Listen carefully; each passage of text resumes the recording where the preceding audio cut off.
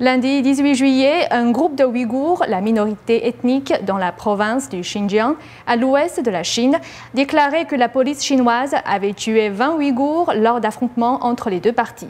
Les autorités chinoises ont, quant à elles, accusé le groupe d'être responsable des violences qui ont de nouveau éclaté dans la région.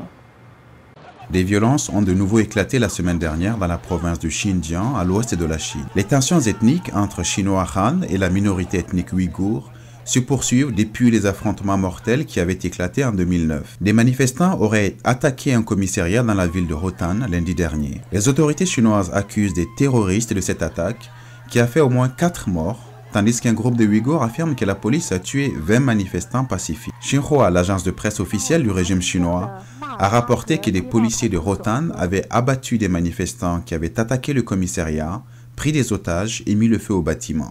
Mais selon le Congrès mondial ouïghour, basé en Allemagne, les événements se sont passés différemment. Selon cet organisme, les émeutes ont commencé après que des policiers aient ouvert le feu sur un groupe de manifestants dénonçant la brutalité policière.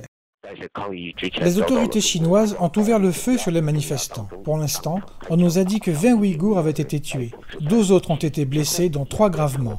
Parmi les blessés, il y a 4 femmes et un enfant de 11 ans.